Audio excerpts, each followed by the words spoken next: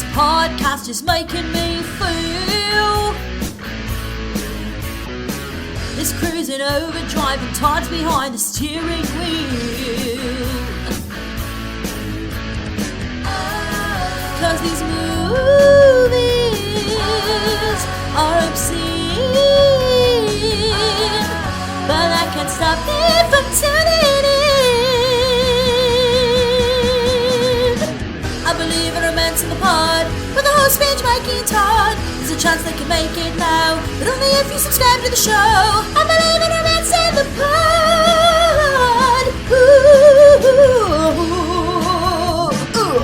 Hey love, and while you're at it, how about writing us a 5-star review?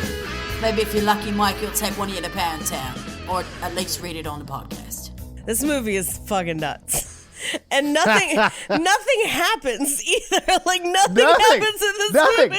Open us up. I'm ready. Thank you for tuning into Romancing the Pod. You had us at hello. I'm Paige Wesley. I'm Mikey Randolph. And I'm Todd Schlosser. And this week, Mikey made us watch The Age of Adaline. Is it Adaline or Adaline? We got to settle this right now. Well, it depends on what time period she's in. It's Jenny.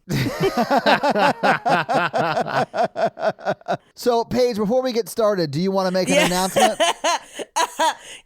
Before we get into it, because my voice does not sound great right now and will potentially sound worse as we go along, or better. Who knows? It's Who a knows? toss-up. We're going to roll the dice and figure it out. It's magic. Who knows? I sound terrible because I have COVID-19. Yeah, specifically the Delta variant, right? I have the Delta variant because I am fully vaccinated. Yeah, Paige went out and she caught that D. I caught that ding. It's very, very brave of you to share with everybody. Well, here's the thing. I want to, encourage people to get vaccinated if you still haven't, because, by the way, it's free. Just do it. But also, I started showing symptoms about 4 days ago, and I already feel mostly back to normal. I just sound terrible. I sound way worse than I feel. So, that vaccination helps. I didn't have to go to a doctor. I just kind of wrote it out at home with Mucinex and old episodes of British Bake Off. Oh, those are like, seriously, my two favorite cures for anything that ails me. Yeah. But also, so here's the thing. I didn't find out I was exposed until about 4 or 5 days after I was exposed.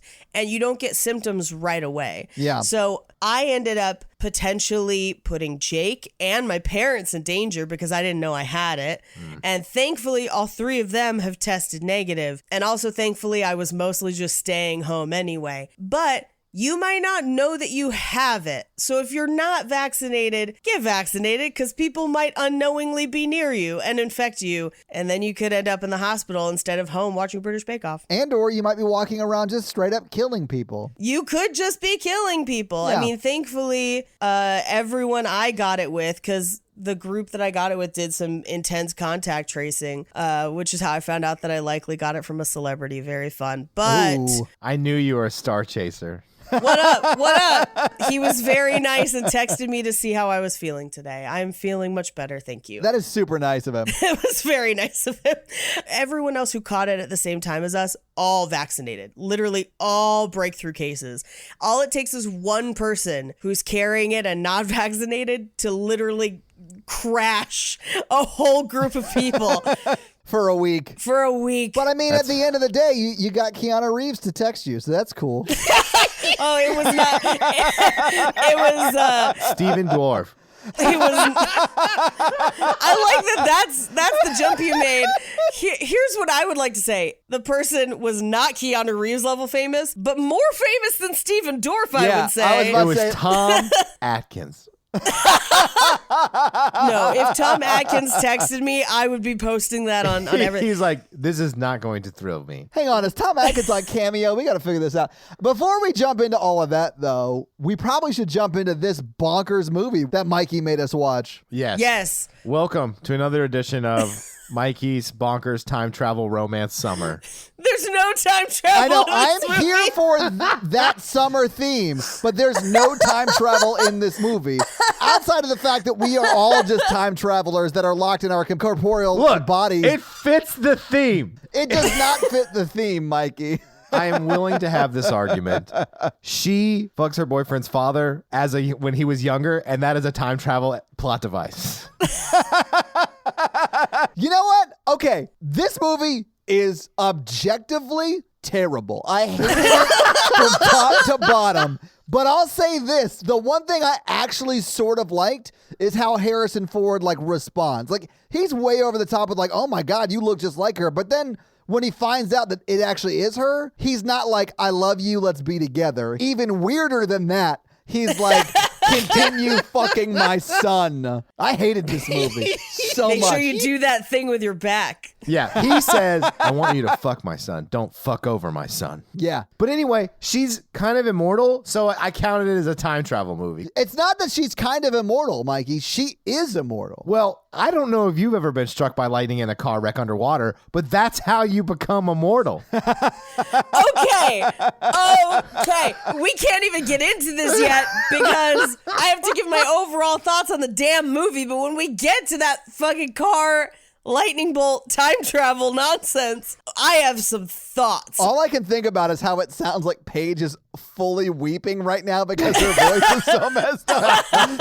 People who don't have the context are going to be like, oh my God, she's really passionate about this. I will say, I thought it was decently shot. Nope. But terribly acted. Yep. Terrible sound design. Yep. Terrible writing. Yep. Terrible plot devices. Yep. A weird narrator. And that was the time that Mikey realized that the narration in this movie was terrible and are fully just telling us things they really could just be showing us. So there's never one piece of narration that actually needs to be there for any reason. But also, the narrator is not a character in the movie. No. It's just a disembodied voice from nowhere. It's God. God smited her to immortality. If it's God, it has to be Morgan Freeman. And honestly, I'd probably forgive it if it was like, what you didn't know is that she got busy living a long time. As the lightning bolt struck her vehicle, she entered into a state of the firmament previously unknown by humankind. Is this objectively the worst Harrison Ford movie? No, there's got to be a worse Harrison Ford movie, but this bombed about as bad as one of his planes hitting the ground. Oh, wow. He's just trying to become immortal. He's like, I saw that lightning bolt movie. Let's try this shit out. This movie, a few things. One, is paced so badly. This is probably one of the worst paced films we've ever seen. Yes. Yeah. Yes. Agree. This movie should be 20 minutes long, and it is 2 hours long. And I timed it. The exposition of this movie, the initial narration, 17 minutes long. Honestly, it was so long, I thought it was going to go on the entire movie page. Me too. And I was like, when are we going to meet who this narrator is? Oh, fucking never. Counterpoint, foreplay is important. Honestly, 17 minutes, Mikey? That's a whole episode of like a 90s sitcom. I am a giver. You just call me Harrison Ford's son because I make very bad jokes. I have notes about that joke. I've got some weird fun facts. Another overall thing is the leads have no chemistry at all. Well, because he's a fucking stalker. And none of the things they say to each other are cute, are Nope. romantic, or sexy. And she talks in that transatlantic accent, and I was like, I hate this. Oh, yeah, she talks like she's in a movie in the 1930s. Where Yes. she's She's like, it's nice to meet you, see? Are you going to the second floor? Hey. why don't you come upstairs and see me up there sometime? You're just like, what? So I've never seen Blake Lively in a movie other than the movie Accepted, which, I mean, she's not really asked to do a whole lot in that movie. Oh, but she's in The Town. Is it The Town or The Departed? it's The Town, right? Yeah, it is The Town, because she's not in The Departed, because I've seen that. I haven't seen The Town. She's good in The Town. You've not seen The Town? No, I haven't seen The Town. But my question was, is she a terrible actress? Because No. she's bad No. in this. No. She's been in some things, but this movie is another movie where it's like Time Traveler's Wife. They're like, this is terrible. We got to put some names in this. Well, okay, so here's the thing about Blake Lively. She can be incredibly good because she is phenomenal in The Town. She's Okay. so good in The Town. Okay. But I would say 90% of the time, nah. Fair enough. Okay. She's like Hayden Christensen, where every once in a while they make that Stephen Glass movie, and then like the rest of the time they're making Star Wars movies that suck. So They have their moments. Yeah. That's fair. All right, so maybe we should just get into this movie so we can talk about it scene by scene, but this is a terrible movie. Yes. Okay. So we open with real strange narration that's telling us everything that's happening on the screen. Yeah. I thought it was closed caption. It might as well have been closed captioning for the people who could also still hear, but the first 17 minutes of this movie are as if this was a movie made for blind people and someone was describing everything on the screen to them. Yeah. It is the very definition of tell, don't show. Don't show. Or honestly, this movie just tells and shows, and you're like, it's almost like it's condescending to you because you're like, yeah, I know, I'm watching it. Show and tell is the common vernacular. Yes. Yeah, Todd. Yeah, but for filmmaking, it's show, don't tell. It's show, don't tell. Yeah. No, but you said tell and show, but show and tell is really the Whatever. the I mean, this is order not you should- Silver Tide's only and best rock album of all time, but yeah, I do not like when movies do this at all. It's patronizing and it's annoying. It literally has a car, and it's like, look at the car going down the road. It's a taxi cab traveled through San Francisco from Chinatown to Marin, which, by the way, Marin is a different city. It is not San Yeah, Francisco. you got to take that PCH. Oh my God, you at least said it right. And Yeah, yeah. you could take the PCH You to San could. Francisco depending upon where you started from. So yeah, I mean, Mikey, you sort of backed into a win there. I mean, Just like life. but this movie, not only is it show and telling, which is terrible, it's condescending to Everyone. mostly its female characters through the entire movie. I don't know if you know, but we have a female character who has proven herself to be objectively a know-it-all, and people are still like, here's how to play Trivial Pursuit. It's like, bitch, she's been alive for 100 years. Like, she knows. She Yeah. understands how to play Trivial Pursuit. Well, that's why the narrator just mansplains everything. God, I hate this movie so much. So, Through the lens of mansplaining, like that makes me hate this movie even more because it is like we're watching Adaline do the things, and then the narrator's like, all right, so what she's doing here, for those of you who don't understand what's happening on the screen, and it is infuriating. I watched this movie with Alexa, and we got done, and she was like, that is the worst rom-com I have ever seen. Well, it's not a rom-com. It is supposed to be a romantic movie, but it's not at all romantic. She was like, it's the worst romantic movie I've ever seen, and I like romantic movies. Same. I felt the same way. Natalie and I were watching it in bed, and we were like, this is terrible. it is. Anyway, so as the narrator tells us, she's essentially going to get a new fake ID, and she buys it from a kid who prints imperfections on the IDs, and that's how people don't notice. And I'm like, I wish there was a podcast way to roll my eyes. like a sound. I just want like a whistle, like Like a slide whistle. Yeah, what do you guys think about audio emojis? They're called audio emojis, please, Mikey. Yeah. I've already patented the word. Anyway, so she goes home. She's got like a ton of locks on her door. She meets with her doggy Reese, and we kind of just get a glimpse of her house where there's like a drawing of a guy, there's old wedding photos, and she's talking to the dog where she's like, you are gonna love the new farmhouse. Your great-great-grandmother was born just a few towns over. And I'm like, that dog inbred as hell. But like, I kind of got the impression that it wasn't actually her great-great-granddogger. you know, I got that impression later when Yeah. they got a new dog. I was like, oh, this is a lie, but sure. Yeah. They're just the same breed of dog. So it's like they're quote-unquote related even though they're not. Right. If I was immortal, I don't think I would have dogs, or at least I would clone the same dog over and over again, because I don't. Well, I mean, that wasn't available in the 1930s. You have to invent cloning. Yeah, like- Oh, I'm sorry. She could be immortal, and that's fine. But like, I say clone a dog, and you guys are jumping down my throat. You just see her walking to a lake in a snowstorm with like a toaster. I've got to make this dog immortal. She's walking out there with like a meat thermometer, a toaster that's battery powered, and a dog in a snowstorm. Wait, hold on. You got to do it like this. As she walked to the lake with a meat thermometer, a toaster. She would do this for the last time. Fido was in it for the long run. He would never go to the big farm upstate in the sky. yeah. Wait, that has to be where the immortal dog from the lake The house more comes from. fried dog from the lake. Oh my God, I didn't realize the Age of Adaline was a shared universe It's her with the failed lake house. experiment. Well, we fucking figured it out, guys. Well done. She makes an immortal dog, but she's like, this dog sheds too much. I've just got to let him go. Oh, man. Run to the lake house, pup. That's the lake where she did it. It all makes too much sense, honestly. And also, she breaks the space-time continuum, and so that's why the mailbox can dick through time. Yeah. Sliders. That's such an episode-specific joke that if you haven't heard that, they're going to be like, sliders? Why is she talking about small hamburgers? Anyway. I love tiny burgers. Anyway, so I have a bone to pick with the way this movie...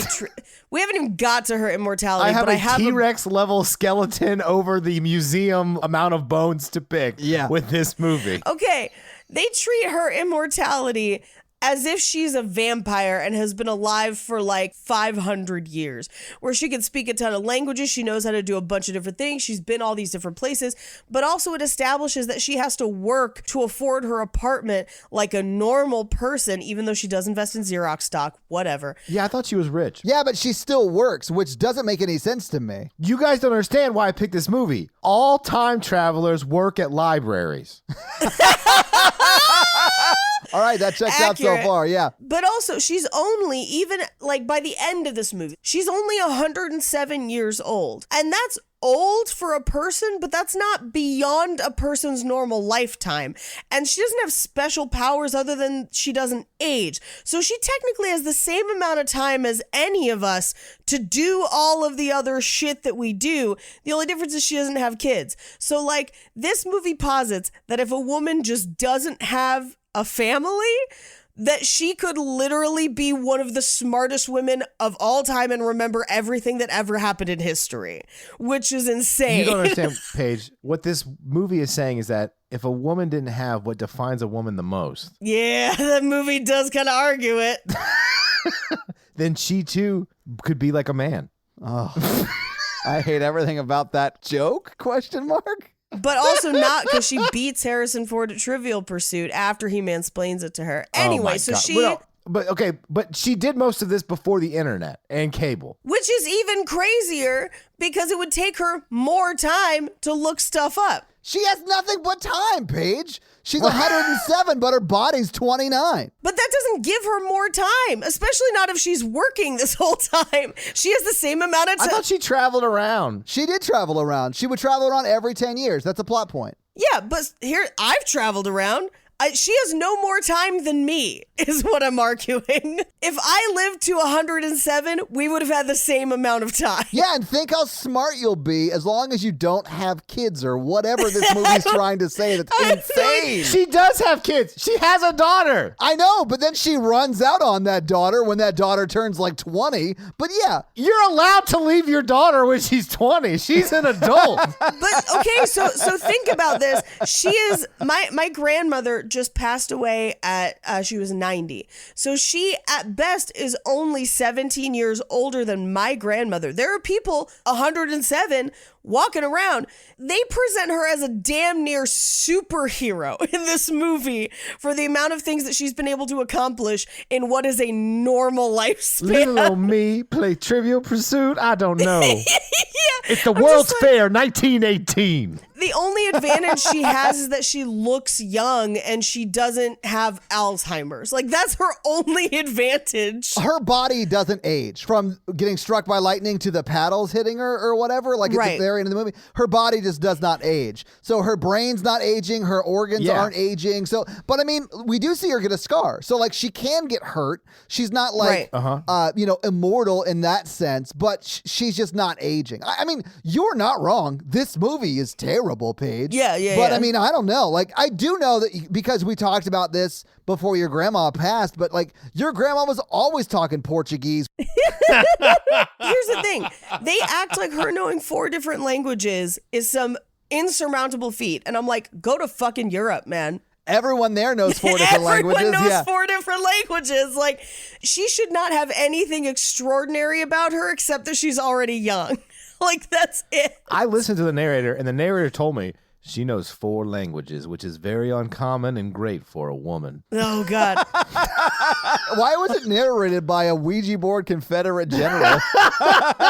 Confederate Ouija General was the narrator. That's why he's so sexist. Also, do you think she can catch STDs Yes. forever? Actually, I don't know. That's a very good question. Because she got it. I mean, like, she can get it.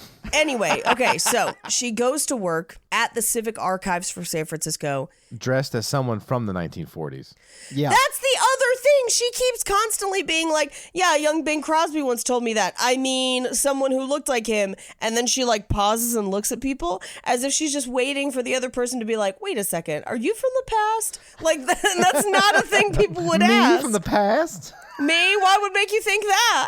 See? Haha. Such a preposterous thing for you to assume. It's like someone who has like a very like eccentric mustache, twirling their mustache, and then asking questions to try and get you to ask them about their mustache. Like, nobody cares. Stop doing this. This is not how you get attention, Adaline. This is exactly like the worst screenplay pitch I ever heard in film school, where a woman had written a pilot where a comic from the 1940s had come to life.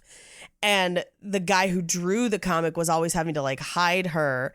And I was like, here's the problem. I don't know why he's hiding her, because no one on the street is going to be like, hey, you look familiar. Did we go to the same high school? No? Wait, are you that comic who came to life? Because that's an insane thing to think.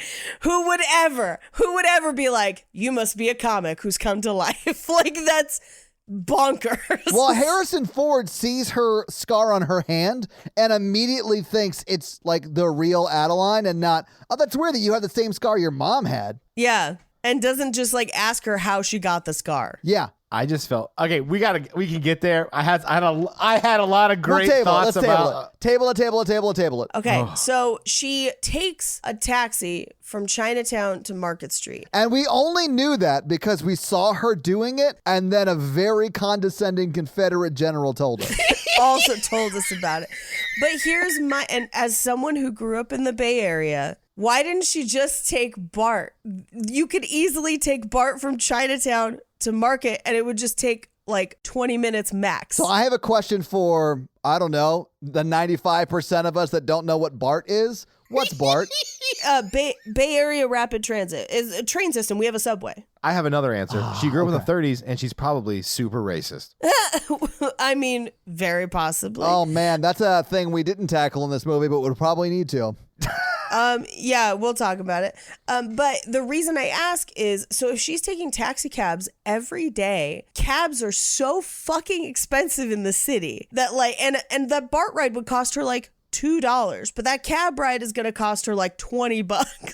So like, she's just burning money. I think she's mega rich and she only works to not be bored. Yeah, I think she's rich as fuck too. Like, she invested in Xerox before they were called Xerox. So yeah, she's got money. And also, I mean, she's been able to build up generational wealth for herself. I mean, the only way that this kind of works, and this is again my problem with her only being 107.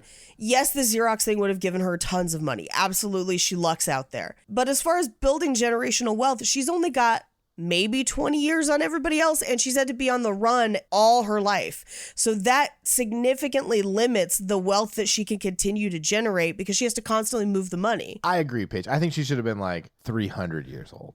I was like, give me a vampire ass level. Like when I watch True Blood, like Eric and Pam own Fantasia, but they've been together for like 500 years. That's enough time to amass some serious fucking wealth. Oh, hell yeah. That's like fuck you money wealth. That's fuck you money wealth. And this movie really kind of portrays it as if she has fuck you money, but she has not had much longer than a normal lifespan to accrue it, and she has had to be on the run the whole time. Well, you didn't see that her last identity before Ginny was Bernie Madoff. Bernie was actually short for Bernadette. Invest your money with me, see? See? Anyway, so she comes into work and they're like, hey, it's New Year's Eve. We didn't think you were coming in. And she's like, no, I of course, it's a Wednesday. Of course I'll come in. And they're like, well, we're going to digitize these newsreel archives. We figured you'd watch them. And she's like, sure. So she goes through the first newsreel archive, which is 2 years before she was born. Can I just say this really quick? Because I didn't hate anything in the movie as much as I hated this. Because this is terrible from a filmmaking standpoint. Because what she's looking at are like old archival footage. What the filmmaker is showing us are scenes from her life. And she's reacting to those flashbacks like she's watching them too. And that drives me crazy because she's not watching like home movies. She's watching something and we're watching something completely different and she's reacting to what we're seeing. It drove me insane. I was so mad. Right, because she wouldn't be in every single news story on that reel. She wouldn't be in any of them, probably. She's in one of them specifically, but also, so it starts 2 years before with the earthquake. Yeah. And then she's the first infant born in 1908, which every year they usually do mark whoever's first, although now there's too many people to usually get it accurate. But at the time, there weren't as many people. My mom was born on January 1st, and her first picture ever was in the newspaper because she was the first baby born that year. Oh, cool. In their little town. Yeah. But I don't think they do that anymore. But like, there's like a news clipping we have, you know, of my mom being born. Yeah. My great-great-great-great-grandmother died in that earthquake. Oh, shit. Well, that got dark. No, I didn't know her. A lot of people died. It's fine. That's probably because she had kids. Oh, God. This movie's so misogynistic, it's terrible. I mean, Adaline had kids too, Mikey. That's true. And then she went on the run. I know. She's like, I have to leave. You're 20. Like, it's time to leave the nest, okay? Yeah. The FBI's hunting me. Or I got to go get cigarettes or something. I got to go get cigarettes with Mothman. You understand. I just love that the FBI is hunting me. It's like the new, I got to go get cigarettes. He was a moth boy. She made him a Mothman. Exactly. Anyway, she and her family are walking on the beaches of, it looks like Point Reyes, so they can see where the Golden Gate Bridge is going to be, and her hat blows off and one of the engineers picks it up and they get married 87 days later because it's olden days. Yeah, I was so mad about that. I was like, that's less than 3 months. That's way too fast. People barely lived 90 days. So. She got pregnant. No, because she doesn't have Fleming until 3 years later, that doesn't check out. I thought he died that year. No, he dies after. Well, I mean, he dies on the Golden Gate Bridge, but also the Golden Gate Bridge took forever. It did. He doesn't die till 1937, which, by the way, so many people died building the Golden Gate Bridge, and many of them were just concreted into the pillars that hold the bridge up, and most of them were workers of color who were never documented, and their families just never knew what happened. They just never came home one day. The bridge is built on racism. Yeah. Anyway, so Fleming is already a toddler when her husband dies, because 10 months later, she's driving to see Fleming, who's staying with her parents, and something weird happened. It snowed in Sonoma County, which, believe it or not as weird as you would think. Yeah, they make it seem like it only happens once every 78 years. I mean, here's the thing. It don't happen often, but every once in a while it happens. And there are parts of Sonoma County that are far enough north that it's more likely to happen than others. But it's not common, but not crazy. Like, I lived in Alameda County and it snowed a couple times in my childhood. It doesn't stick, but like, it snows. Like, you can see the air. Yeah, and snow's only one ingredient you need for immortality. Yeah. But you need enough to make a snowball, and it's never that much snow. Yeah. Anyway, so she slides on, I guess, the ice, because it just starts snowing, and then she slides. She was so amazed by it. Like, what? You know how women be driving. Yeah, that's what the narrator comes on and says, and I was like, wow, narrator, that's a hot take. The small brain of the female musculature prevented her from steering into the apex of the curve. So, man, the sexist narrator's terrible. So she crashes through the median, or not the median, the like guide rail into the water. And then this movie does something that drove me insane, and they do it multiple times, where Time Traveler's Wife spent so little time explaining how the time travel worked. Yeah. This movie spends so much fucking time on the science bullshit that makes no fucking sense.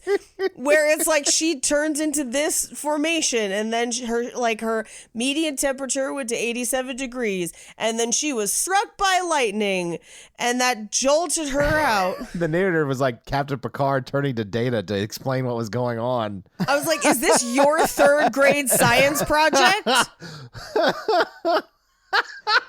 Her mitochondria and proteins have been shut off because of the snow and ice and the water and the lightning. This is the freeway of the cell. It communicates information from, like, that's what it is. And then at the end, it's like, and it, like, rattles off this thing about DNA that will be discovered in 2035. She'll be immune from the ravages of time, and she will never age another day. And I'm like, what the fuck kind of science Dorian Gray shit is this? Although she does age many days before 2035 because it gets reversed in, like, when did this movie come out? 2015 or whatever? 2014. Okay. Yeah, although the story plays as if it's 2015, but I did calculations for 2021 for later. Don't worry about it. Anyway, but yeah, 2035, which I was like, so is this narrator an immortal crime dog telling us what's going to happen later? Like, what's happening? He's like, when I was at the lake. But from beneath the swells, I looked up through the ice as the toaster hurtled its way through the foam towards my head. And as I felt the tingles move through my endocrine system, I burst forth into a new world, amazed at my own creation. And I knew that in 2035, I would discover how this bitch hadn't aged. Oh my God. I watched as Keanu put his dick in a mailbox. And yet, it still isn't here. USPS, am I right? US penis. How did we not make that joke on the Lake House episode? That makes me so mad. With how much I was talking about dicks and mailboxes, we never got to US penis. Fuck. Girl, I want to go postal on that ass. Hey, girl, you ship with that ass? Anyway, so then it continues. The narration still happens. We're still in flashbacks. Time out. Listeners, I know it sounds like we haven't done anything, but it literally is 17 minutes of the movie. We are moving along at a pace. It doesn't sound like it, but you're right. I mean, this movie should be an SNL sketch. This should be the opening credits. Yeah, spoiler, this movie's going to be like that the whole time. Because realistically, not much happens in this movie. Yeah. A dog dies. They go on 3 dates. She says she loves him. Finds out that she fucked his dad. And then she gets in another car crash. That's it. That's all that happens in this whole movie. Anyway, so the narration continues. And it's like she had to basically, I don't know why it took her so long to notice, but all of her friends around her age, because she like runs into a friend who is clearly like 60 years old. And she's like, Betty, you look fucking terrible. Well, her friend is just like, you look amazing. And her daughter's all grown up. Yeah, they look like sisters. They look like they're the same age. Yeah. Which, like, that happens sometimes. But, like, her friend is, like, not taking no for an answer. She's just like, excuse me? No, but, like, really? And she's just like, face cream from Paris. It's new. But, like, also, shut the fuck up. Stop being so nosy. Get away from me. Like, mind your own business. Yeah. So then she gets pulled over for a speeding ticket and they don't believe that she's 45, which, by the way, fuck that officer for being like, right? You look too good for 45. And also, like, I'm going to keep your license, bring your birth certificate down to the station to get your driver's license back. Like, that's insane. Which also she does not do. She just immediately moves. Yeah, just go up there and be like, I lost my license, and they would give you another one. Yeah, I mean, it literally looked like they were just scribbled on a piece of paper. No, that's what it didn't used to be photo ID back in the day. It just used to be like paper. I could forge that right now. And my secret is the imperfections I draw in. Anyway, she becomes a cleric at a school of medicine and researches her condition, but was, quote, forced to confront the fact that there's no scientific explanation because it's not 2035 yet. Yep. Anyway, we cut to her being followed down the sidewalk by FBI agents. But think about that, though. Like, so she's just so hot for a 50-year-old that the FBI is looking into her? Like, that is insane. FBI MILF division. That just reminds me of that 30 Rock sketch, the MILF Hunter. Come here, bitches. Oh, with Will Ferrell? Man, I love that. Yeah. But it would be like they're the Cougar Squad, like on the prowl for hot 40 and 50-year-old women. Because she's like 50 and she just looks good. Yeah, cardio, clean living, like all of that would explain it. But no, she has to have some sort of like thing that they need to like dissect her to figure out what's going on. Like, But she does have a thing that they need to dissect her to figure out what's she going just looks good for a 40-year-old woman, and the fucking FBI is after her. But also, what is the FBI keeping year-by-year photos of everyone in America? I mean, now, yes, they they don't? are Yeah. because you're taking selfies on your cell phone. Right. Back then, no. I was so mad about this. Like, I just could not stand it. I was like, oh, Paige, you look 25. Thank so you. I could see you looking 30 when you're 50, you know? Like, Right, yeah. you better watch your fucking back because the FBI is going to be looking to cut you up. Wait, okay, here's a question. How old does my mom look? She looks about 40, 45. 40, 45, yeah. Okay, my mom is 60. Oh, fuck, I'm calling the FBI right now. I mean, she's in her early 60s, I should say, because it's... Do you think that she, while it was snowing, got into a car wreck and got struck by lightning? She is from this area, actually. I mean, that does check out. Uh-huh. Do you think she fucked your dad's dad? I'm going to have to cut that for sure, right? Like, No. looks like Paige, I'm going to be the favorite. Paige, I'm just saying, she might have fucked your grandpa is all I'm saying. No, he died before she met my dad, so... That's what they say. Anyway, I think my mom just ate fairly healthy and took really good care of her skin, is what happened. Yeah, so we have to call the FBI immediately. Immediately. And I'm doing neither of those things and have COVID-19, and I still look almost 10 years younger than I am. I kind of wish the FBI part was like modern day, so like David Duchovny would like show up and be like, X-Files. Wow, wow, wow, wow. He just holds up that drawing of Bigfoot with tits. It's a very specific X-Files reference. Honestly, at this point, they'd be going after Gillian Anderson, too, because she looks great for her age. That woman has not aged a day. Paul Rudd, oh my God, they walk among us. All we need is a toaster. Right after Clueless, Paul Rudd got into an accident in a very cold ice bath with a toaster, and now he's immortal. I like that the federal government is prepared to interview any woman who looks good and is successful and smart. Yeah, exactly. And by FBI, Mikey means Mikey. Yeah. Yeah, the federal boob inspector, yes. First question, like, what's your like deal or whatever? So, like, what's going on in your life? Like you like a Sagittarius or like a Verbicorn? Yeah. I'm pretty good in bed. You can ask the narrator. Indeed, he was lying, but she would not find out until 2035.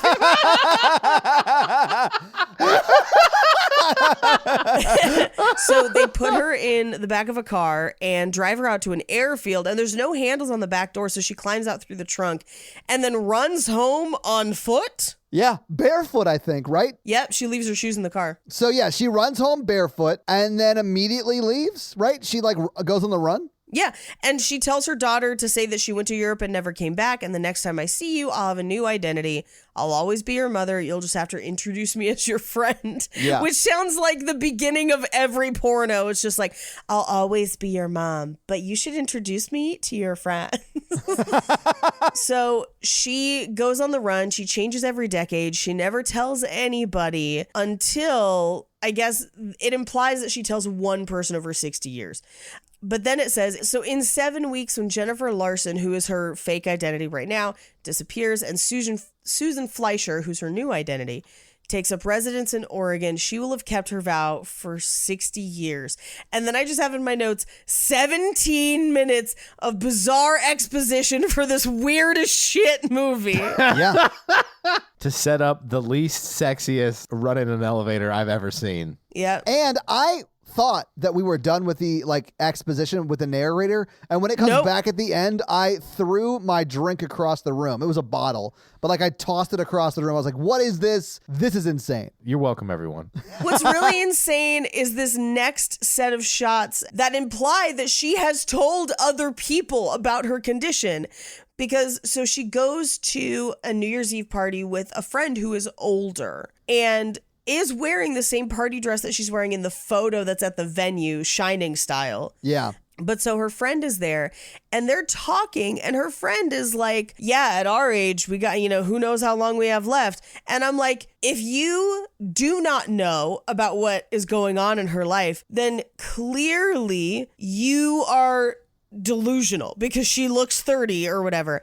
But she's also calling her Amanda, which means that this is like a holdover from her last identity. So do you not realize that it's been 20 years and she hasn't aged? Somebody knows something. Paige, she's blind. What? The piano player best friend is blind. Is that why she reads Braille? Yes. Yeah. And Paige, this is why I'm so mad about this.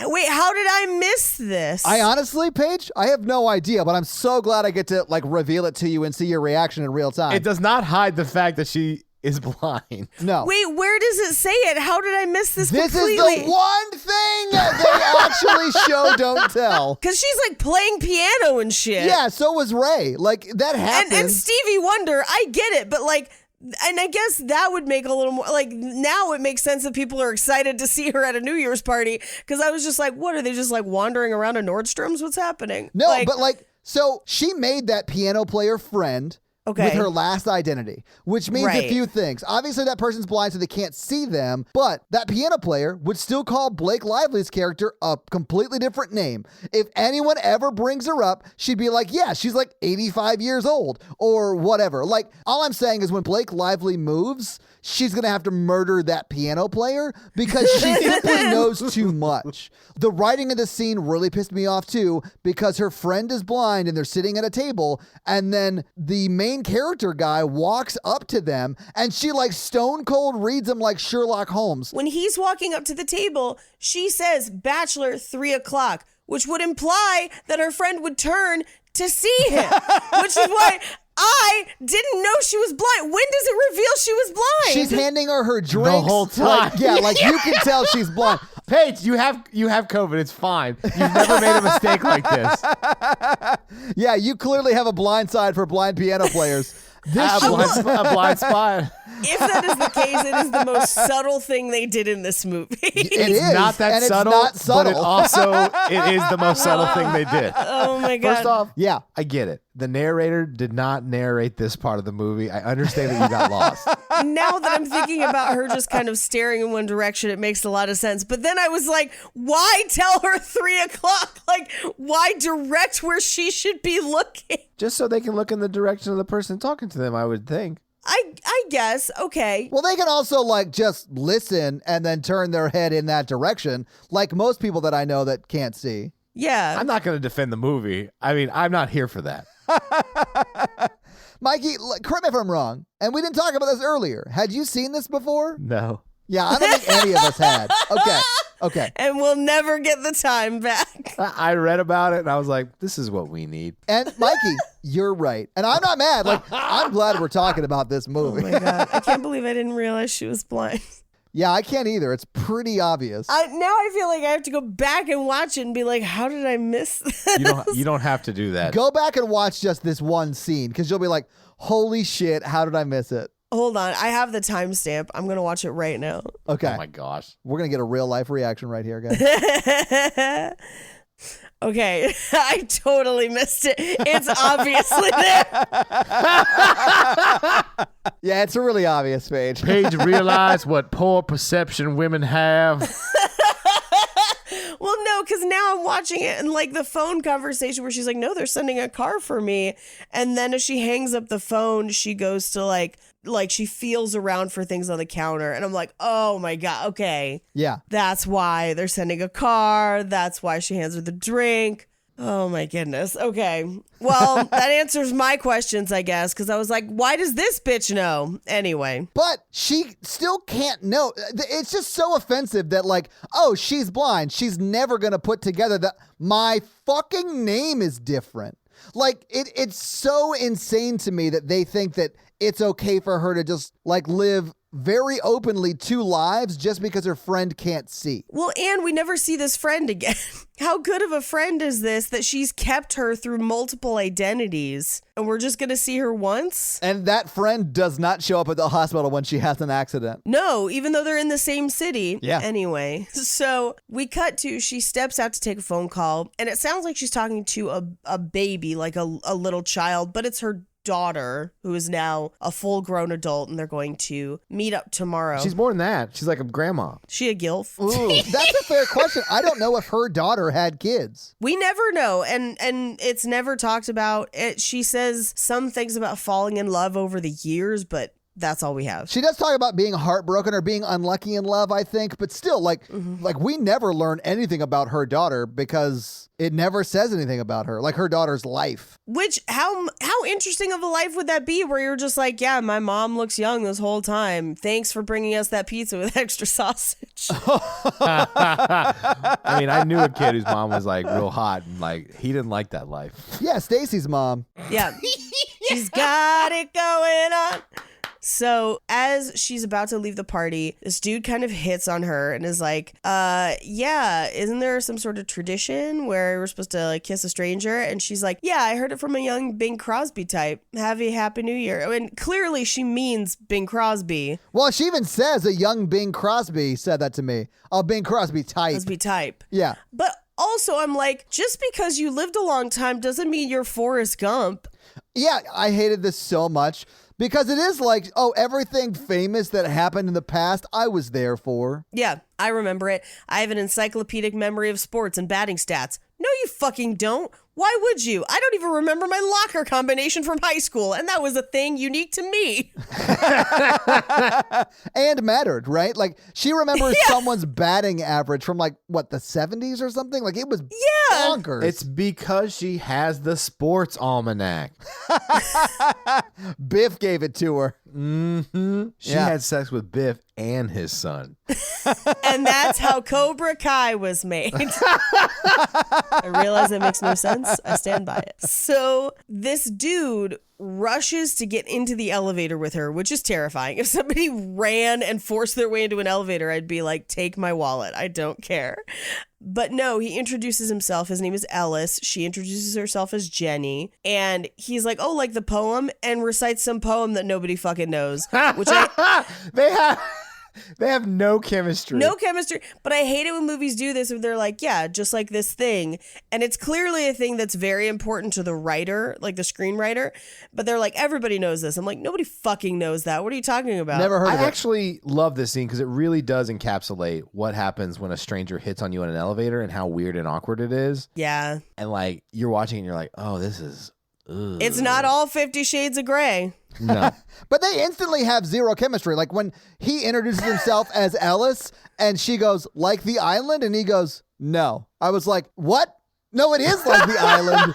What are you saying? You're an idiot. I hate this movie. Or just tell her what it was. Just be like, it's after my grandfather. Did you fuck him too? Bitch. I love how he's like really accusatory in that moment. Yeah, that's great. Oh my God. Just open your legs for all of time. For all of my historical line. What'd you just use Ancestry.com instead of Tinder? And the narrator comes on and be like, it's an Ellis family tradition that the first woman they sleep with is Adaline.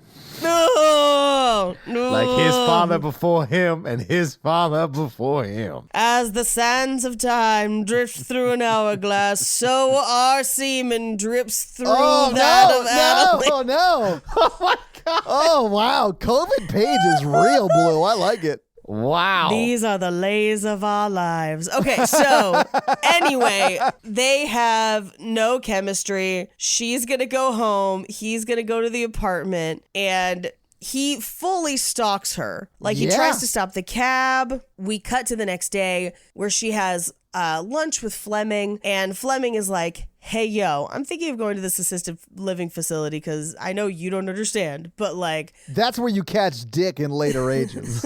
Also, I'm straight up old. I do this thing called aging. And I love that she's like, you're not listening to my lecture on sodium. And it's like, bitch, you can't age. Let me eat my salt. Yeah, I mean, that's not your secret to immortality, Mom. It's not the sodium, it's the lightning, Mom.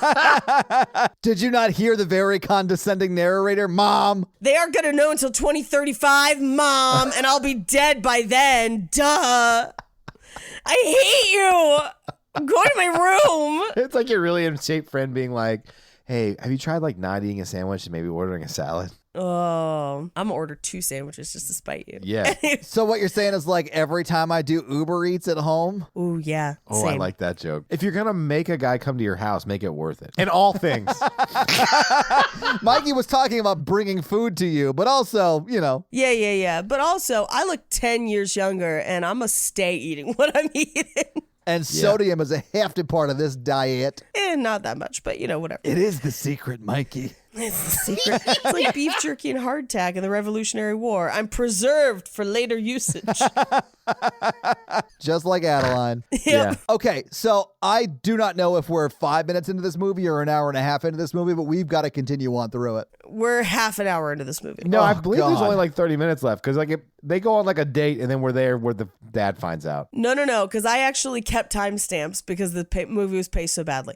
Anyway, so we cut back to her job the next day, and Mr. Jones is going to be donating $50,000 worth of books. Like first editions, like expensive books. Like that $50,000 worth of first editions might be like 7 books. Yeah, and he wants to deliver them himself because he has fully stalked her and knows where she works. And we will find out later that he's on the board and he saw her come out of like a meeting or something like that. Yeah, when he was coming out of a meeting, he saw her. Like, it turns out that we are not witnessing the first stalking. Right. He has been stalking her for a while. Right, for some time. Yeah. And he wants to take a picture for receiving the books. She doesn't like having her photo taken. And so he's like, well, if you won't, then you have to go out with me. And I'm like, this is workplace harassment. It is. And also, he's like, well, if you won't, I won't donate the books. You don't want that over your head, do you? I was like, what the hell? Like, He's this the worst. dude's the worst. He's so mean, Paige. He's the like worst. a bad dude. He is a bad dude, but they do agree to go out. And he's like, I'll take you somewhere where you've never been. And she's just like, ha ha ha, I'm secretly old. I've been everywhere. And including your dad's dick. What? You don't think she would recognize his last name? I guess it's Jones. It's pretty common. It's Jones. Yeah. I questioned why she wouldn't recognize an astronomer. I'm like, that's a unique job. But then I guess he became an astronomer after. Well, that's fair. Yeah. I mean, who knows? Anyway, so he takes her into a tunnel below the city where they see one of the gold rush boats beneath San Francisco. Also, never go in a tunnel under the city on a first date with some man you don't know. Oh, yeah, he gonna wear you like a coat. Yeah. Weren't other people in the tunnel with them? No, they were stone ass cold alone. Yeah. No, there's one guy who lets them in. Oh, you mean his accomplice? Right. AKA the bag man? Yes. But also, don't know if you know that boats under San Francisco is a real thing. I figured it was because it's in this movie, but also it's not that I don't care, it's that I hate this movie. So like, okay, cool. Thank you for showing me there are boats there. But like, they're continuing this zero chemistry like thing where we are forced to watch 2 people fully not like each other, but the movie tell us they're going to get together. Well, it's not even like they have lines where they like each other. It's like joke that no one gets, comment that no one gets, maybe a compliment that no one likes. And then they're like, I kind of like you. Yeah, well, and in this part, he's talking about how he made all his money, which is basically like a data analytics app, like an algorithm. Yeah. And he sold it and then basically is using all of his millions to like donate and better the city. It is legit the Bill and Melinda Gates Foundation type job, right? Like his Yes. job became managing his wealth and being a a philanthropist, which is hard for me to say because of It's Always Sunny in Philadelphia, but it is philanthropist. Yeah, full on rapist. So my favorite is he rattles off this whole thing that he does and then he turns to her and she just says, I own a dog. Yep. And then says nothing. And she's like, speaking of which, I should be getting back. And he's like, well, why don't we have lunch? And she's like, well, I only have an hour, and you spent 45 minutes of that showing me a boat in a tunnel. So I probably have to go back now, hungry. I'm going to put my boat in your tunnel. Oh, Mikey, I'm not consenting to that. Okay. Do you like how I made it sound like you were trying to have sex with me? I didn't like that. I didn't like that at all. I was talking to the listeners. Let's change the subject. If you're interested in all of the boats under San Francisco, there's a really interesting documentary on the Discovery Channel about it, where as they earthquake retrofit the city, they have to keep removing all these boats. So That's it's really like cool. the whole coast. It's really interesting. And then this movie, they just make it boring. I would fully go on a tour of that too. You usually can't because it's usually dangerous, but yeah. I mean, sure, that's fair. But I'd watch a documentary on it too. But amazingly, this movie makes even that boring. I honestly, at a certain point in this movie, I was like, man, I wish I was watching that boat documentary. This movie is objectively boring. It is so boring. Anyway, so she tells him that she's moving as they kind of walk back to her work. And this is where he's going to tell his big old baseball joke that she knows baseball stats about. And it's a terrible joke. And essentially the joke of it is like a horse tries out for a baseball team, although it's got way too many details for a joke, but whatever. Right. And the horse can hit, the horse can catch.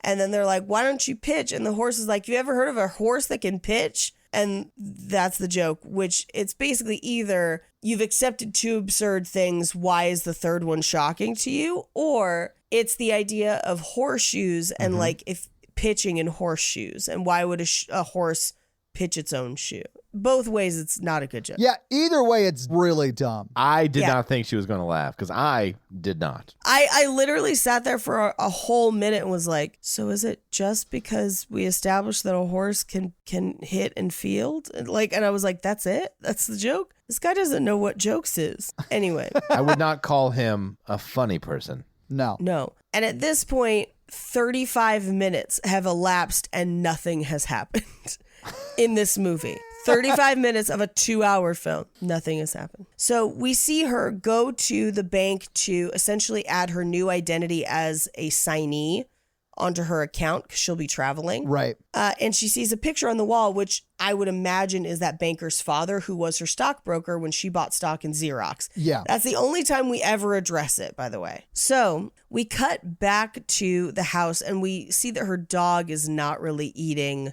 great. I hated this so much. Like in a movie I'm already bored of and hate, they put me through watching a dog die too. I hated it so much. Well, I'm pretty sure the dog just died of boredom from the movie. Well, she gets the dog to eat and then she goes on her date. She goes on another date with Alice and they basically have conversation that makes no sense. He makes her hot dogs for dinner, which A+. I thought they were like legit brats. Like it did I think look they are. good. Yeah. I always appreciate when a dude is like, let's go on a date for actual food. Like none of this fancy bullshit. Like, let's go get Yeah. burgers. I'm like, that's what I wanted to eat. Thank you.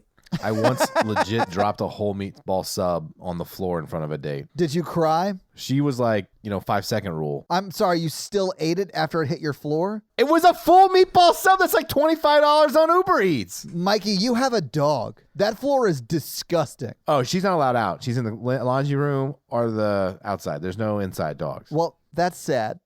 What's sadder is I almost lost a meatball sub. Mikey. I need a wellness check for your dog. Mikey, no, I'm worried about Macy. Mikey's like, yeah, but I'm worried about my home value. So, and Mikey, Yeah. as someone with 2 dogs and 5 cats, you should be. They've destroyed my new house. Macy's outside right now. And honestly, I've seen the videos you send. She's loving it. She's happy out there. So they do this toast based on a saying that he heard in Italy, which is basically years, lovers, and glasses of wine. These are things that should never be counted. Well, he does that because she tries to turn down another glass of wine. And he's like, no, you're staying the night. You may want to have another glass of wine. Because he's been stalking her and it's really creepy. Yeah, he's a creepy guy. They kiss and she says, tell me something I can hold on to forever and never let go. And he just says, let go. And then they bone, but we don't get to see it. He really blew it in that moment, like of saying something romantic. Like she was down to bone. She's down for Pound Town. And she's Yeah. like, Yeah. just tell me something really romantic. And he's like, let go. No, she doesn't even say romantic. She just says something I can hold on to forever and never let go. And then he repeats the last two words he heard like an idiot. He says, let go. And then she's like, okay, that works. Like what? Instead of being like, invest in Bitcoin, like something worthwhile. Plastics. So he just repeats the last two words he heard like an idiot. They have sex, and then that's the scene. Right. So she wakes up the next morning, and they have this kind of like cute morning thing where she suddenly knows Portuguese. Oh, I thought you meant the cute morning thing was when like they just wake up and she's like, I have to get to work, and he's like holding the sheets in such a way that she can't get out. Right. Because he's a creepy individual that should not be anywhere close to people. Yes. So don't do that. Mikey's taking notes right now. Oh, that's creepy. My bad. Okay. As she's taking a cab back to work, she passes an empty park bench in Golden Gate Park, and she flashes back and sees a guy sitting there on the bench with a ring box, and we see that she essentially changed her mind and stood somebody up. Yeah. And so she cries as they pass that bench. Now, we cut back to Chinatown where she's reading the books that he gave her. She comes home, her phone is ringing, and her dog is like dying on the floor. Ugh, I hated this so much. But she doesn't care because she's an immortal who has emotionally detached herself from day-to-day society. She cares about those dogs, man. She has a whole like book with pictures of them. Like she loves her. I What I think know. are King Cavalier Spaniels. I'm not sure though. They are Cavalier King Charles Spaniel. Yeah. Yes, this one is actually King Charles IV. I think it's like the 12th, but yeah. Yeah. So his kidneys are failing, and what's really alarming is that the vet is like, she says, if you were me, what would you do? And he says, I'd be thinking about what a wonderful life he's had and how lucky you were to find each other. And then it's like, she's gonna put him down. It's super rough. She comes home without the dog. She like puts his picture in a like photo album of a bunch of other dogs. It's like so sad. It is. And then puts them and the books that Ellis gave her into like a chest. And at this point, by the way, from the last timestamp I updated you with, it is now 50 minutes into this movie. Oh, man. 25 minutes have passed and nothing has happened. So Ellis runs into her on the street because he's a fucking stalker. And she rightfully is like, yo, there's a reason I don't give out my address. I had a fucking rough day. Why didn't you let me respond to your calls, you fucking creep? Yeah. So. Which is how she should react. Like, I fully loved her reaction there. Me too. Because that's how you handle a very possessive stalker person. So we cut to her daughter's house where she and her daughter are looking at old albums, and she at one point just kind of turns to her daughter and says like, I'm just thinking about what a wonderful life you've had. And I'm like, oh my God, like the dog? I fully expected her to take her daughter somewhere and have her put down. I mean, I think this was her reconciling with the fact that her daughter will die someday. It's fucking nuts. Anyway. Yeah. No parent should have to bury their kid. This is why you don't want to be immortal. You have to bury everyone you love. Anyway, so she tells her about Ellis, and her daughter's like, well, if you love him, go get him. So she goes to his apartment, and there's like a door guy at the bottom who like controls who goes up and down this weird freight elevator. Yeah. And she, instead of just being like, it's me, Jennifer, she gives him this long, crazy message. And it's been one date. Like, it's been one visit a boat and then one make sausages at your house. It's been 2 dates. And they've had sex once. Yeah, like, right. But Paige, you're right. It's like they dated for 2 years. They broke up because something tragic happened. And then she's like, oh, I messed up. I want you back. It's like that level of like admission of guilt and apology and begging for like reconciliation. But it's like this would be their third date.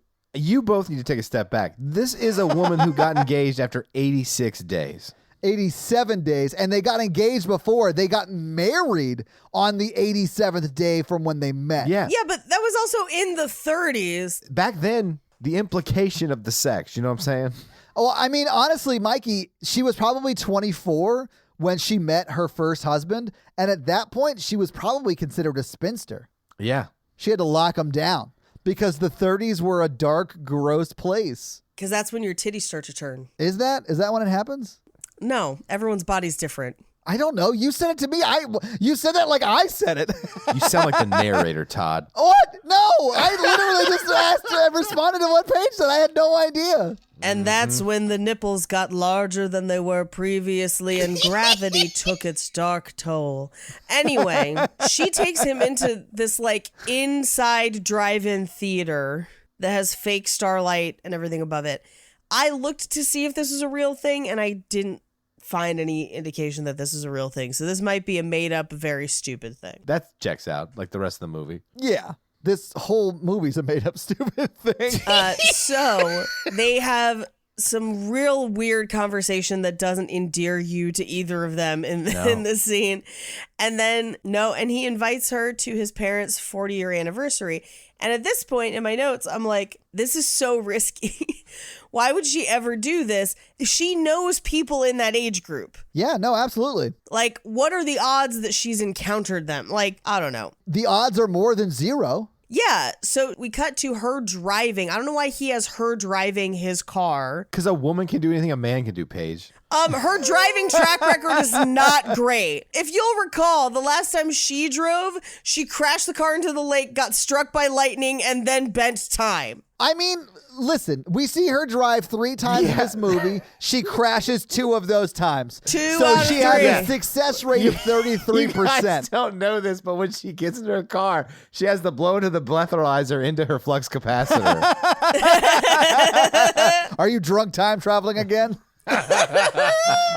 So they encounter his sister along the way and pick her up to take her the rest of the way to his parents' house. And we find out that his sister stopped using phones 2 months ago to protest telecom firms funding high-tech weapons. Yeah. It's the most random aside ever, where you're just like, am I supposed to store this information somewhere? Is this useful later? Nope. No. What they wanted to do was set up a stupid joke about, oh, she went to Berkeley. Like, so? Who cares? Yeah. I have a major question because this whole time they're like, oh, look who's finally here, blah, blah, blah, blah, blah, about the son and the girlfriend. But who's going to talk about the fact that their daughter has been hitchhiking? And like, why is no one worried about this? Well, I mean, she was walking from the bus station to their house.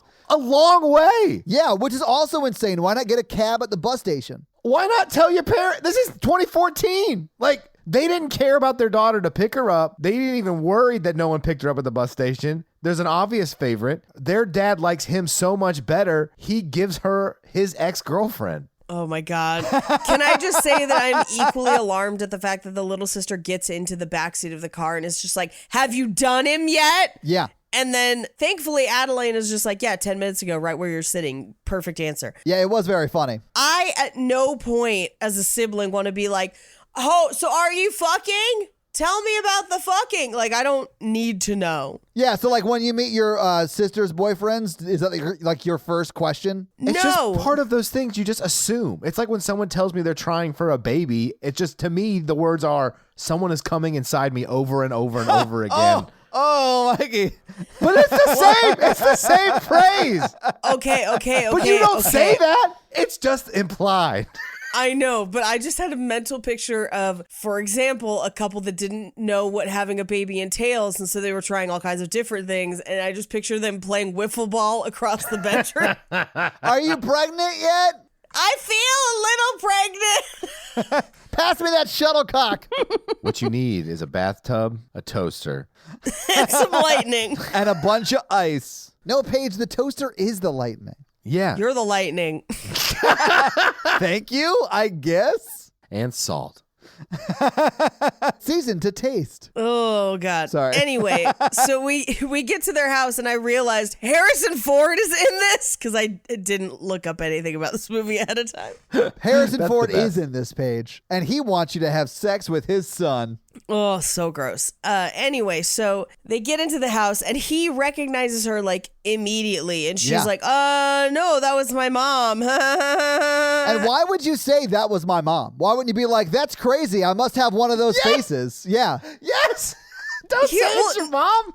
No, here's the thing. Having it be your mom is the perfect scapegoat because then she could say that she died, which she does. And that's what's crazy about the rest of these exchanges, because she could have just let her be dead. And like, it's still weird that your father-in-law fucked your mom, I guess, but like, it's not as weird as you fucking your father-in-law, which is the knowledge that everyone has at the end of this movie. Yeah. Well, Yeah. not the son. He does not consent to the relationship. Well, I guess he does by the end. No, aren't they getting married at it? Yes. I could not work through that. Oh, no. No amount of therapy would help me. I legit had a conversation with Natalie where I was like, if I had had sex with any one of your family members, any of them, not just like her mom, any of them. Just like, another casual conversation with Todd and Natalie. Yeah, guys, we are at that point in our relationship. We've been together almost 3 years. It's a tradition.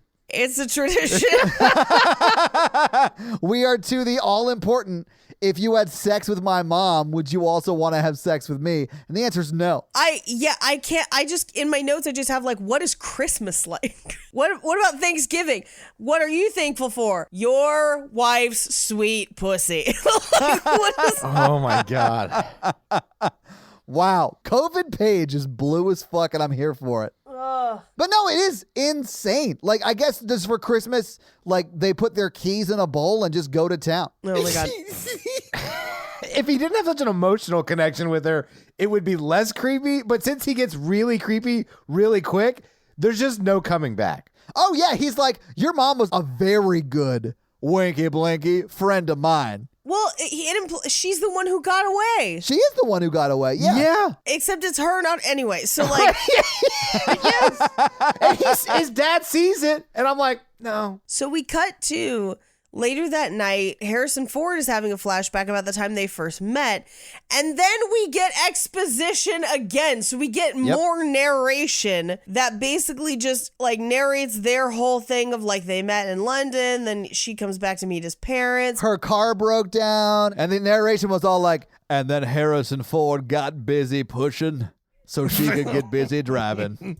That guy did look pretty Harrison Ford like. Yeah, I feel like he was the best actor in the entire movie. Yes! Actually, Harrison Ford does a great job in this too, which is nuts because of what he's asked to do. Like, I did believe like he was feeling those feelings, but like when you watch Blake Lively, like I just feel like she memorized her line. Do you see like the difference there? Like, Yeah. Well, because she was speaking in that accent. She probably had to concentrate on that the whole time.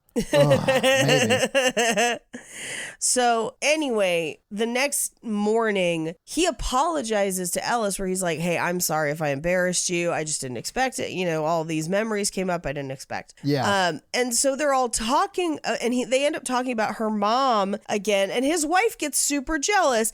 And all I keep thinking is like, she's dead. Like, as far as you know, Yeah. I know she's not really, but as far as you know, she's a dead woman. There's no reason to be jealous of her. You've been married to this dude for 40 years. Almost 40 years, yeah. That bitch in the ground. You ain't got nothing to worry about. Except he never told his wife that this woman existed. So what? Do you tell? I mean, this was clearly at least a number of years before he met her. Yeah, but that usually comes up of like, oh, I was almost engaged. I guess. I mean, I didn't review every single date I ever went on with my husband. This is not every single date, though. Like, he bought her a ring. They were in a sexual relationship. Like, I don't think you even have to disclose all your sexual relationships with your other... She left him. She left him in a park. He got emotionally damaged from this woman. I mean, yeah, I definitely would tell Natalie about that. Like, Natalie knows all about my, like, significant exes. Yeah, like I'm not going around telling people about the nurse, but I'm like, but things that are like important, I will say. But Mikey, I'm going around telling people about the nurse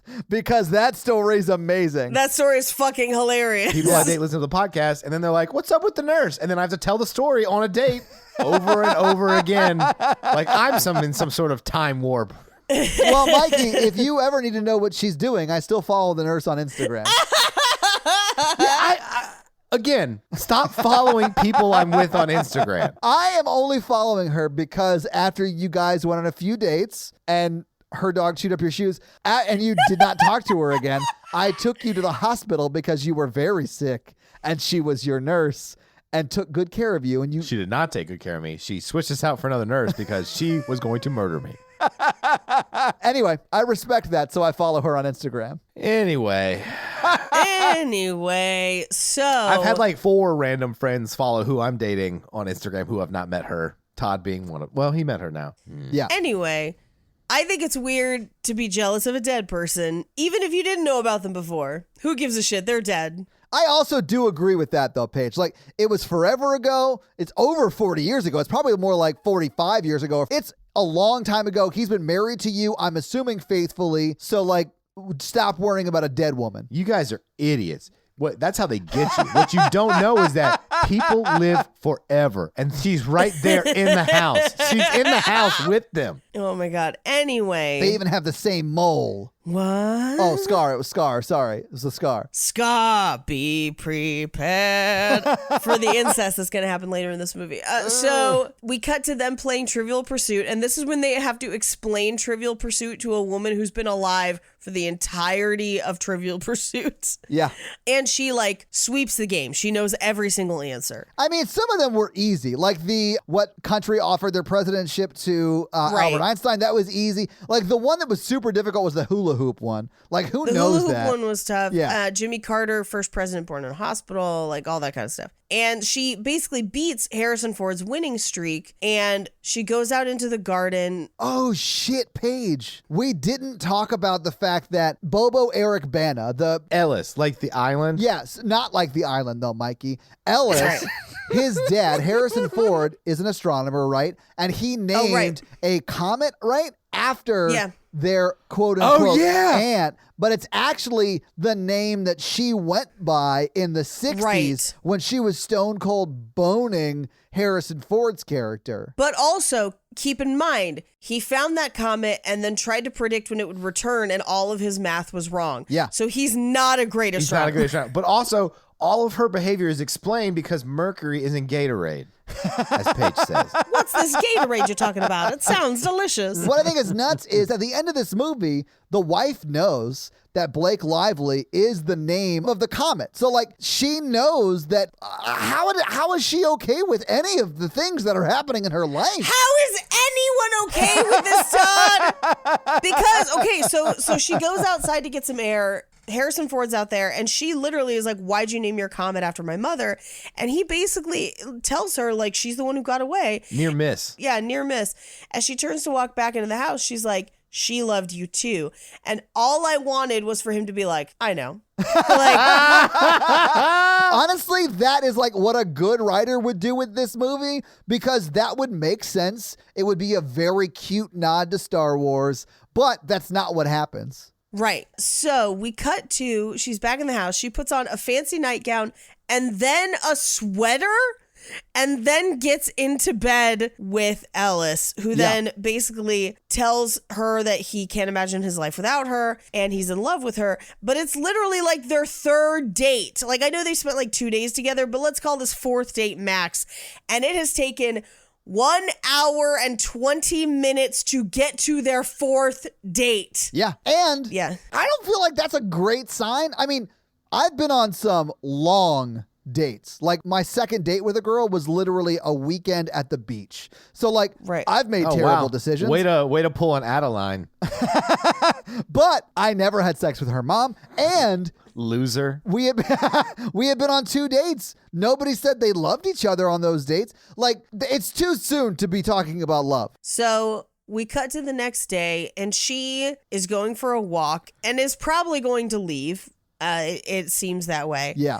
And she's got a ladybug in her hair, and Harrison Ford tries to pull it out. And as she raises her hand, he sees that there's a scar on her hand.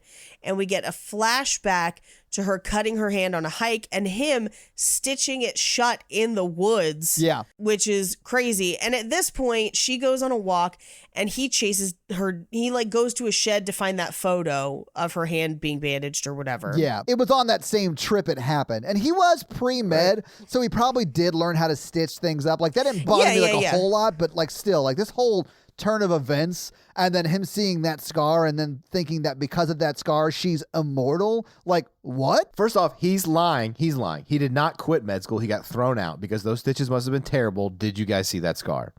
Yeah. It was the 60s. Now, also, I would like you to know that at this point in the movie, there is still somehow a half hour left. I can't believe where this goes from here. I was just like, what more could happen in this movie? So he chases her down, he grabs her hand, he confronts her about the scar, and he's like, I stitched it myself. Where are the plans? It's kind of like The Fugitive, where he's just like monologuing. And Who killed my wife? Yeah. No. It wasn't me, it was the one-armed man. I didn't fuck. Say it, Mikey. I can't. I fucked your son. And he's like, I don't care. This movie is objectively, I think, maybe the worst movie we've done. It is by far the worst movie we've ever done. I'll talk about that in final thoughts. It's pretty bad. Like, all we need is the end of the movie that the narrator start talking and then the comments coming and it zooms out and it's the Twin Towers being hit by that comment. Holy shit, yes. But she basically is like, I disappeared because I didn't want them to hunt me down and make me a specimen, which again is weird. But then she's like, if I would have told anyone, it would have been Ellis. And he's like, so please stay for him. Like, don't run away. Please stay. Yeah. She goes in the house. Okay, time out. I gotta unpack this. So, objectively, okay, let's say this is a good movie and these people make realistic choices. I would not want my son to be with her because she's not gonna grow old and he's gonna like be unhappy and she's gonna leave him way before they should. Like, they're not gonna grow old together. Like, this is just not the woman for him. And I fucked her.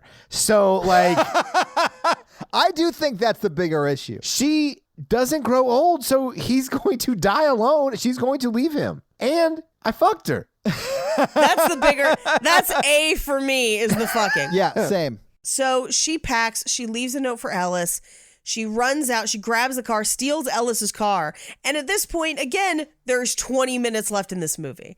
And I'm like, how is there this much left? Like, what could we have to talk about? So Ellis gets out of the shower, notices the stuff is gone, chases after his dad for the keys. And his dad is like, she's just not capable of change. Doesn't tell him any other information and then gives him the keys just because Ellis is like, nothing makes sense without her. And I'm just like, no, nothing makes sense with her. It does not make sense to have in a same family be like, well, I fucked the dad and the son, and also I never grow old, and thank you for this pizza with extra sausage. It's crazy. So he goes after her. She's driving. It's raining. Paige, I have a question for you. Based on that last joke, though. If Harrison Ford was Ellis's stepdad, is that okay? No. Well, it's more okay. I'm thinking like Pornhub rules. the problem for me is family events in which in close proximity multiple people have shared sexual partners and not in like an established polyamory way. Like we didn't know and this is an odd episode of Maury and we've got the test results right here. The only time this should happen is when Steve Wilkos is there to break up the fights. Are you saying that lightning shouldn't strike twice? Yes. You know what? It does strike twice in this family and also makes her immortal and then makes her mortal again. The part of the movie that I wanted to see the most happened off screen, where they tell the son that she had sex with the dad, when they tell the wife that he had sex with his girlfriend, and when they tell the sister, who's not related to anything, that all of that has happened, and the sister's like, going back to Berkeley. I'm walking back to the bus station. I'm going to hitchhike home because this is bonkers. Yeah. Y'all thought I was liberal. Damn.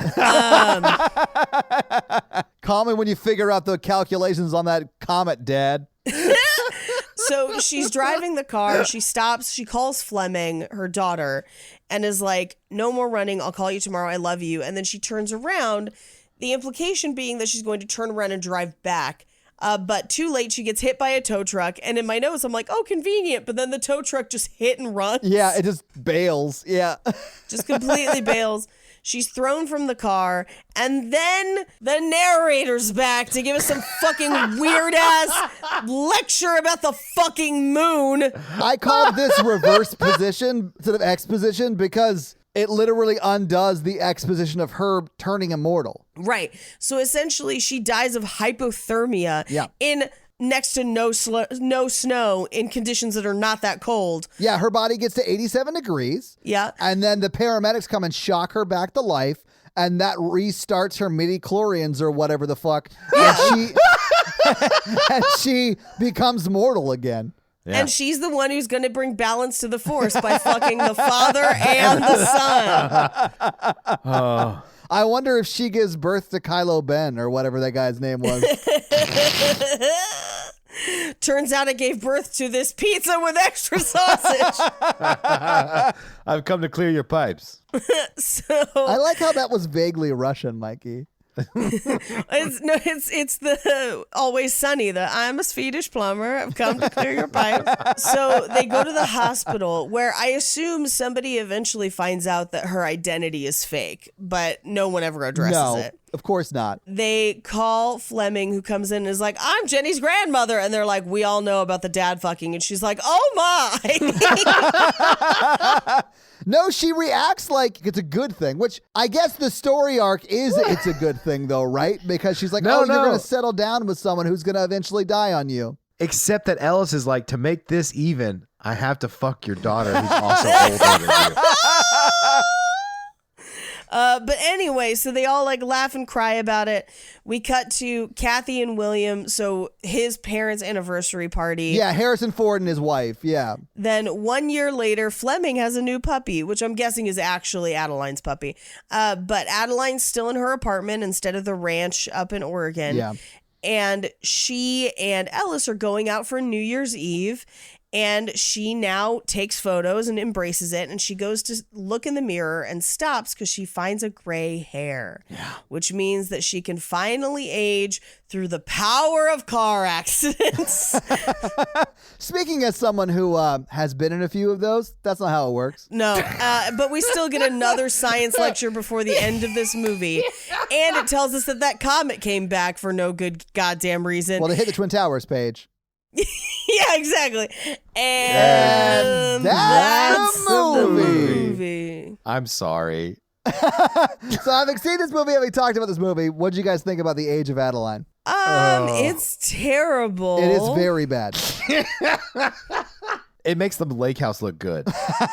Welcome to the Blake House. I guarantee you this was written by a man. I don't know that for sure. I would be shocked if this was written by a woman. That's who the narrator is. It's so like casually misogynistic, and it's just terrible. There's no way this was written by a woman. It's not. It's written by a man. Yeah. A man who is sexually aroused by car accidents and lightning, I would assume. I mean, that's just most men, honestly. God, Lightning McQueen must be his like. Oh my God, I just looked it up. The guy who wrote this also wrote Maverick. Oh no, he was additional crew on Maverick. Never mind. Yeah, no, Makes sense. He's just mad because Mel Gibson probably had sex with his mother. The implications of time travel that we have established on this show are maddening. So Yeah. This is almost as upsetting, if not more upsetting than Time Traveler's Wife. They're both upsetting in their own way. Yeah, they are. Because like at the wedding, because she doesn't have any parents left, it's like, who gives this woman? The guy who already bumped uglies with it? Like, what is going to happen? Oh, I wanted the scene of Harrison Ford walking her down the aisle and handing her off to Ellis, the island. It's so upsetting. It's so upsetting. I don't like it at all. No, I hated this movie. I honestly don't feel like anyone should watch this movie. Just listen to the episode on it. You're fine. Because the movie is 2 hours of terrible. It's It has bad. a 7.2 out of 10 on What? IMDb, and it made me so mad. Why? I don't know. I guess a lot of people want to share dates with their parents, I guess. Oh, wow. That's bonkers. So, Paige, do you have some fun facts for us? I do. So I did some complicated math. Nice. I like complicated math. Lofts in San Francisco. So his unfinished loft starts at about $4,000 a month, unfinished. Her apartment starts at about $3,000 in today's money. But let's say that she rented it back in the 1960s, give or take, as the movie posits, and that she's been paying rent there ever since, which it is kind of impossible because she moves around a lot, allegedly, according to the movie. Yeah, every 10 years, it says. Every 10 years. But let's say that she maintains that apartment. In 1965, apartments in San Francisco went from $100 to $300 per month. Accounting for inflation, that's about $700 to $2,000 in today's money. However, in 1979, San Francisco introduced their housing ordinance, including rent control. And at the time, the average rent in San Francisco was $300 to $500 per month, meaning that if she maintained her apartment and it was eligible for controlled rent increases, for which the maximum increase per annum is 3%, her rent in 2021 would be $1,038.21 to $1,730.35, which is still 50% less than the likely cost of her apartment at current prices. Well, that's because real estate in San Francisco is insane. Yeah, I mean, she'd need that Xerox stock, is all I'm saying. Yeah, she's filthy rich in this movie. They just never talk about it. Yeah. That's how she can get a man who's literally a fifth her age. Right.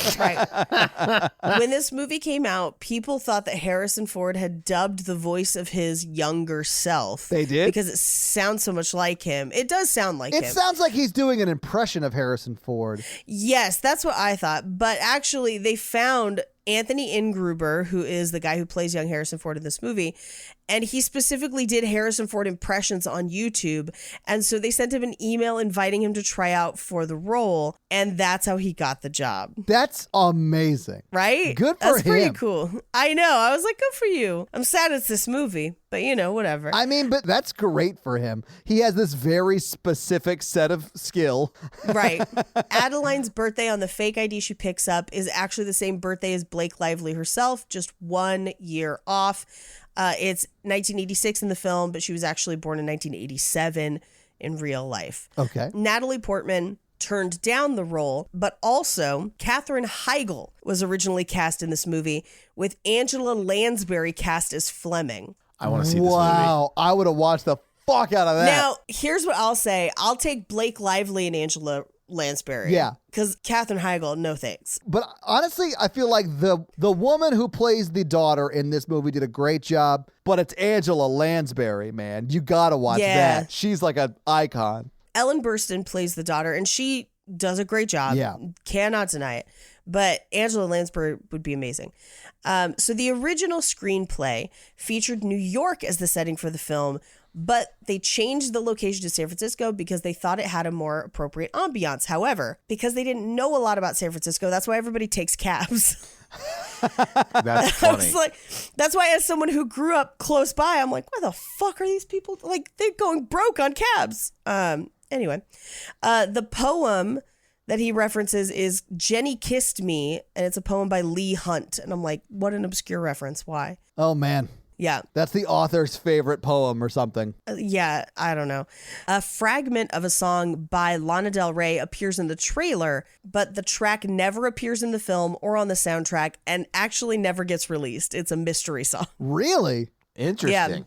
That's wild. Adeline's ringtone on her cell phone is an old-timey telephone, which I hated through the whole movie. Yeah. They started developing this movie after the movie Amelie came out. The screenwriter was obsessed with the movie Amelie and tried to base this very much on Amelie. Oh my God. This is so terrible compared to that. I haven't seen Amelie, so I don't know, but I can't imagine it's any worse than this. Oh, no, yeah, obviously not. And worked on it from essentially the release of Amelie till 2009. And at 2009, it entered the studio system and went through development hell, where it went through extensive rewrites. And from 2010 to 2013, the studio announced new directors for the film each year. Wow. Yeah, finally settling on Lee Toland Krieger. And last fun fact, this is the second film in which Harrison Ford engages in a father-son shared love interest relationship. What? The first one being Indiana Jones and the Last Crusade. Yeah. Oh, the German woman, right? Elsa, yes. I didn't realize he had this very specific kink, but okay. And he's had it from both sides. Yeah. Okay. You said go between them. Yes. Wow. Okay. And those are your fun facts. Well, thank you so much for those fun facts. Let's talk some box office. So what do you think the budget for The Age of Adaline was? It's expensive. This is an expensive movie. It's got Harrison Ford in it. I'm going to say 35. I'm going to say 40. Okay. The production budget was actually $30 million, so it is expensive, but a little bit cheaper than you guys thought it would be. It came out on August 24th, 2015, and was number 3rd at the box office. It was beat by Furious 7, Paul Blart Mall Cop 2, of course. Of course, it was 3rd. Number 4 was Home, and then number 5 was Unfriended. So what do you think it made in its first weekend out? And again, it was 3rd at the box office that weekend. 17 million. I'm going to say 10 million. Okay. So it made $13.2 million in its first weekend out. It was 3rd in the box office for 3 weeks. So with that knowledge, what do you think it went on to make in its domestic box office performance? 33 million. Yeah, that sounds about right. I'm going to go a little higher and say 35. Okay. So it made $42.6 million Yo. in its domestic box office run, and then made another $26.3 million in its international. So that puts the total almost at $69 million. It was $68.9 million. And then it made another $11.9 million in the home market. So this movie made money, and that is infuriating to me. That is infuriating. Yeah. I mean, that's like, what, $82 million, right thereabouts, on a $30 million budget? Right. So this movie made pretty decent money. Do you think they're still together? I don't think so. Definitely. Mikey, you do? I think if you can get over your girlfriend having sex with your father, then you're going to make it. I think they get to one Christmas having to discuss it, and then they're like, oh no, this was a horrible idea. Yeah, I need to go home immediately. Yeah. Yeah, I agree. I don't think they make it. All right. So this week, Mikey, you made us watch The Age of Adaline. Paige, what are you making us watch next week? So this is future Todd breaking into this podcast that you're listening to because we had originally planned to do a movie, but then for whatever reason, we couldn't do that movie. So we changed it up. In fact, Paige texted me this morning with her pick for next week, and that pick is the 2000 American teen rom-com starring Shane West and James Franco. That's right. Next week, we're going to be doing Whatever It Takes. So your homework for next week is to breathe a sigh of relief that Y2K never happened, and then watch the 2000 teen comedy Whatever It Takes. Mikey, do you have a review for us to read? Oh. Well, while you're looking one up, let me tell them how they can have their review read on the podcast, and that is simply to leave us a 5-star text review. And like we always do, we'll have Mikey read it for you. So Mikey, who's you going to read this week? We got a bunch of... Okay. I'm going to read Ishala. Oh, yeah? So what does Ishala have to say? Found this pod via Horror Virgin. Oh, Here for Paige is the title. Oh, Oh, okay. hey, what's that? Found this pod via Horror Virgin, which I found through Cult Podcast. Basically, I'm a big fan of Paige saying actually, and then dropping some well-researched knowledge on me. That does seem to be how it goes, yeah. For all 3 shows, mostly. Yeah. This and Horror Virgin are the only non-true crime podcasts I listen to. Oh, I thank you so much. But I could listen to these 3 review movies all day. Aww. Often do. Oh, nice. Starry heart emoji, starry heart emoji. And all night. What? Lady. Well, thank you so much, Yeah. Ishala, for that amazing 5-star review. And if you want to have us read your 5-star review, leave us a 5-star review so that we can have Mikey do what he do. Yay. So, yeah, guys, if you like this power throuple that we have here on this podcast, make sure to check out our other podcast, The Horror Virgin. And that is the only other podcast that Mikey and I are on. But Paige gets around, and she is on 2 other podcasts, Black Card Rehab and Cult Podcast. So, guys, definitely check out those because they're amazing. If you want to follow us on social, we are at Romancing the Pod Show. Yes. On Instagram, and we are at something else on Twitter who I just have never taken the time to learn It's just Romancing Pod Show because they have a character limit and it's show SHO like Showtime. So guys, check that out as well. And if you want to follow us all individually, Paige is at Rampage Wesley everywhere, including TikTok. except for Twitter, where she is at Paige Wesley.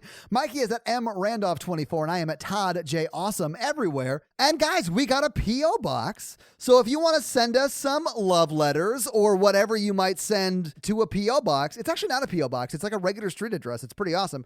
It's 6688 Nolensville Road, number 108-34, Brentwood, Tennessee 37027. So send us some stuff. Yeah.